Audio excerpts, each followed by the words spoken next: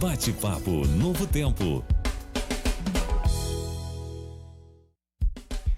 Pois é, mais um Bate-papo Novo Tempo. Já estamos aqui com você, graças a Deus. Hoje é quinta-feira e quinta-feira a gente sempre tenta fazer aquele bate-papo legal estudando aí as parábolas, né? Ele esteve ausente aí por uns 2 programas, 2 semanas. Eu falei pra vocês que o homem é muito ocupado. O homem estava em São Paulo, foi pra Israel. Não exagera. Não chegou pra também, Israel não, né? Mas tem muitos que estão indo pra Israel aí, né? Mas, pastor, tudo bem? Tudo bem, graças a Deus. Estamos aí. Alegria novamente. tê-lo aqui com a gente novamente. Isso mesmo. E a gente aqui chama todo mundo pra estudar a Bíblia, né? Isso mesmo. Estamos aí aprendendo coisas incríveis com essas parábolas e hoje nós chegamos a uma parábola que eu acho que é mais conhecida, viu, pastor? Isso. Na verdade, 2 parábolas, né, que nós vamos estudar hoje aqui. E elas estão em Lucas, se não me engano, no capítulo 15, não é isso? Isso mesmo. Deixa eu dar uma olhadinha aqui. Quais são as parábolas que a gente vai tratar hoje? Nós temos aqui, na verdade, uma seção de parábolas. São a parábola da ovelha perdida e a parábola da dracma perdida, né? Sim. Essas parábolas, elas foram uma espécie de réplica de Cristo em relação a uma situação que Jesus estava vivendo, que começa do verso 1 e 2, Sim. que diz assim, depois eu vou pedir para você ler as parábolas, eu vou só introduzir aqui. Só um detalhezinho, eu acho Sim. interessante que dentro desse capítulo é que nós encontramos também aquela parábola do filho pródigo. Isso, eu vou sintonizar ela dentro desse contexto. Que está aqui. também dentro do contexto, né? Isso. Vamos fazer então o seguinte, antes da gente ler, vamos fazer uma oração, né? Vamos. Deixa eu orar aqui. Senhor Deus, mais uma vez nós estamos aqui e queremos te pedir que o Senhor abra a nossa mente para que nós possamos tirar lições preciosas dessas parábolas que vamos estudar hoje. Amém, Fica Senhor. conosco, te pedimos por Jesus. Amém. Então vamos lá, você disse que é o verso 1, né? Verso 1 e verso 2. Ok. Diz assim, aproximava-se de Jesus todos os publicanos e pecadores para o ouvir. E murmuravam os fariseus e os escribas, dizendo, este recebe pecadores e come com eles. Então lhe propôs Jesus desta parábola. 2 pontos. Tá percebendo aqui o contexto, né? Percebi. Então esse é o contexto dessas 3 parábolas. Pelo menos as 3 principais parábolas. Tem outra também, que é a parábola do administrador infiel. Mas é aqui, o foco aqui dessas 3 aqui, ela é especialmente uma réplica para esses fariseus. Veja, estava se aproximando todos os publicanos, pessoas assim, os publicanos eram uma espécie de, eram pessoas que eram cobradores de impostos, que eles eram judeus, que eles compravam o direito dos próprios judeus para poder, né, cobrar impostos. E os até impostos nós eram altíssimos. conhecemos a história até do próprio Zaqueu. Isso. E se não me engano, quando a pessoa era uma publicana, ela era tida como uma pessoa cruel, uma pessoa que estava desonesta, uma pessoa que roubava. Mas eu diria mais, um traidor, porque estava cobrando o próprio povo, né? Isso. Essa é uma palavra boa também para definir. Então vamos lá. Então Jesus estava recebendo essas pessoas, publicano, pecadores, ex-prostituta, e ele não fazia essa acepção de pessoas. E agora os fariseus, vendo aquela cena, eles começam a murmurar. Então eles estão murmurando, eles estão criticando o ministério de Cristo. Como que Jesus pode receber essa raça de pessoas? Como que pode comer com eles e sentar com eles, estar com eles? Então, com base nisso, aqui começa então essa sessão de parábolas. Muito bem. Então vamos à primeira parábola. Leia né? para nós aí, Jorge. Diz aqui, a parábola da ovelha perdida, do verso 3 até o verso 7. Então lhes propôs Jesus esta parábola. Qual dentre vós é o homem que, possuindo 100 ovelhas e perdendo uma delas, não deixa no deserto as 99 e vai em busca da que se perdeu até encontrá-la? Achando-a, põe-na sobre os ombros, cheio de júbilo. E indo para casa, reúne os amigos e vizinhos, dizendo-lhes, alegrai-vos comigo, porque já achei minha ovelha perdida. Digo-vos que assim haverá maior júbilo no céu por um pecador que se arrepende do que por 99 justos que não necessitam de arrependimento. Ou, percebe que continua aqui? Ou qual é a mulher? Então você percebe que uma parábola vai ligando a outra. Então ele começa dizendo, então lhe propôs Jesus esta parábola. E no verso 8 fala, ou qual é a mulher? Então você percebe que, apesar que são duas parábolas aqui, a da ovelha e da dracma, mas elas estão interligadas. Faz uma conexão entre as duas. Ou seja, elas estão, de alguma forma, têm um significado semelhante. Né? Estão interligadas. E no verso 11, se você pegar aqui no verso 11, continuou. Olha a palavra aqui, ó. Continuou. Certo homem tinha 2 filhos. E no capítulo 16, verso 1, disse Jesus também aos discípulos. Então elas estão interligadas. Mas vamos ficar nessas 3 aqui, que são as principais. As principais, né? Então você percebe que essas conexões aí, ela demonstra que essas 3 parábolas, de alguma forma, elas têm uma conexão. Primeira é a parábola da dracma perdida. O que é uma dracma? A dracma é uma moeda, era valiosa. O noivo, quando ia se casar, ele pagava o dote para o pai, e esse dote era deixado com a esposa. Era como se fosse uma herançazinha antecipada ali para a esposa, e a esposa tinha que guardar, né, aquela dracma. Não podia gastar. Não, porque era como se fosse uma poupança, uma segurança da família. Tá. Se houvesse uma necessidade, se o marido morresse, as viúvas naquela época ficavam desamparadas, não tinha um sistema que tem hoje, né, de aposentadoria. Sim. Então era uma espécie de segurança. Então, quando ela perdeu a sua dracma perdida, ela ficou desesperada. Né? É como se ela perdeu algo precioso. Você percebe que ela perde a moeda e ela procura desesperadamente. Né? Agora, antes da dracma, nós temos aqui a parábola da ovelha perdida, que foi a que você leu. Né? Então, a gente tem aqui, na verdade, o que Jesus está querendo, de maneira bem clara, deixar na nossa mente é o seguinte: nós temos diferentes tipos de perdidos. Veja, o contexto aqui, Jesus estava sendo...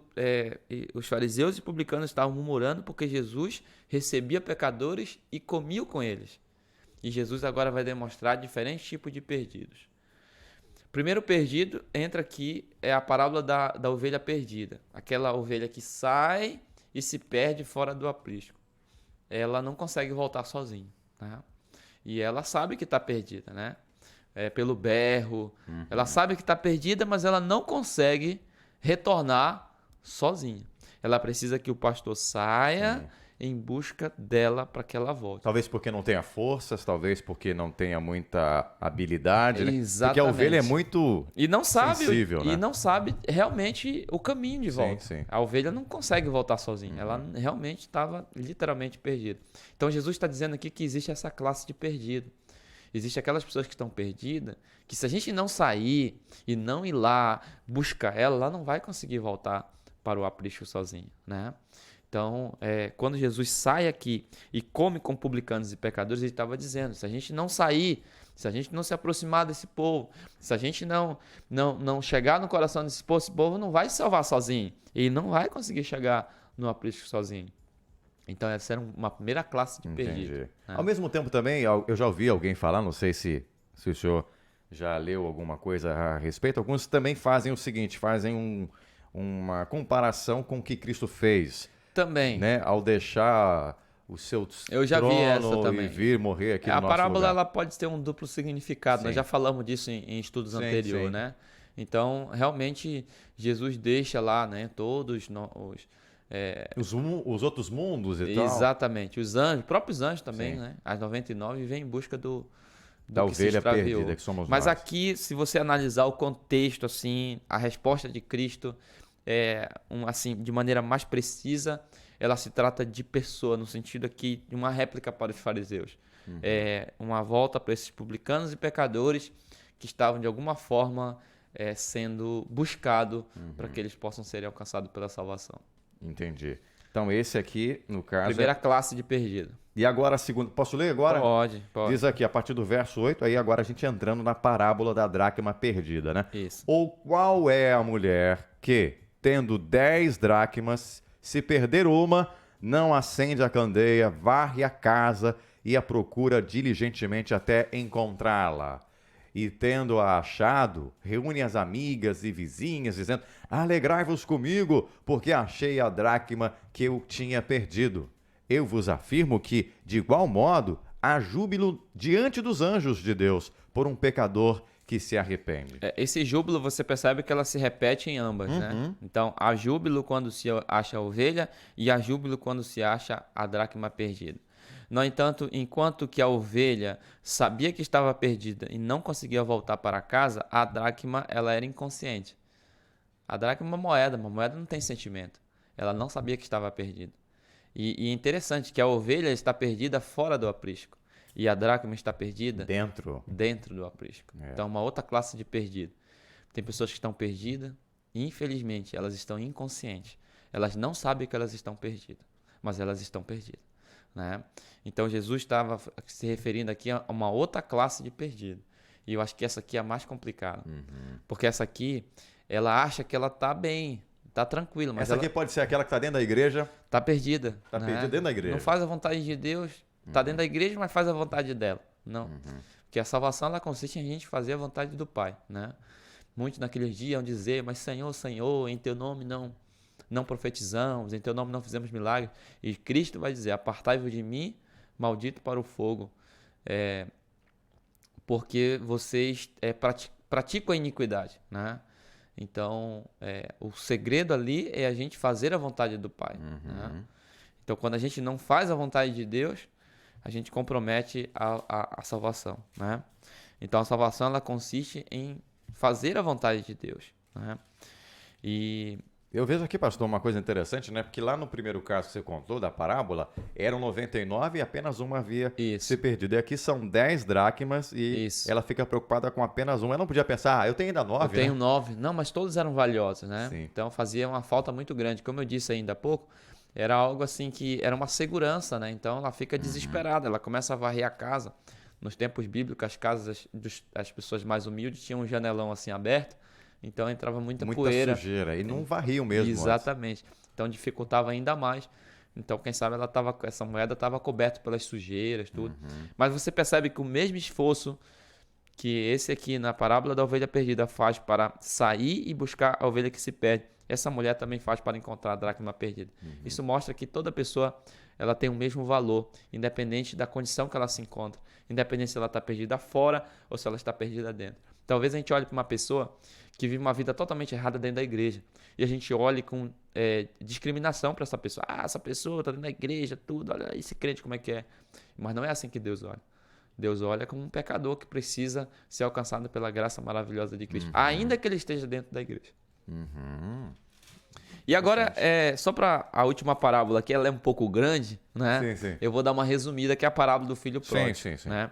Então, veja bem, só para finalizar os 3 tipos de perdido. O primeiro perdido é aquele que está perdido fora Do aprisco. fora do aprisco. E o segundo perdido é aquele Dentro do aprisco, ou dentro da Dentro da casa, casa. né? Que é a parábola aqui. E o filho pródigo, ele, na verdade, ele é uma espécie de resumo dessas duas, se é que eu posso usar essa expressão. Você percebe que um filho, ele se perde fora. E o outro, que é o irmão mais velho, que é o foco da parábola do filho pródigo, muitos. Inclusive, eu acho que nós vamos ter um estudo sobre isso aí. Eu acho que vai ter aí um que vai falar só sobre isso. Então não vamos adiantar muito. Não, né? eu só vou Tá. dar um resumo aqui das 3 características de perdido. A parábola do filho pródigo demonstra aquele que se perde fora e se perde e o que está perdido dentro de casa. No Sim. caso, que é o irmão mais velho.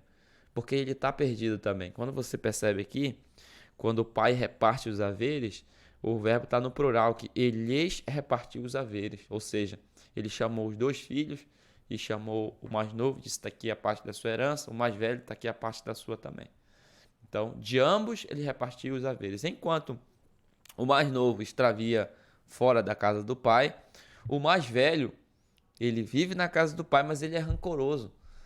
Porque quando o irmão mais novo retorna, ele não quer aceitar. Tá Então- parecendo que esse filho, a gente dá mais destaque pro filho pródigo e dá menos destaque pro Não. irmão.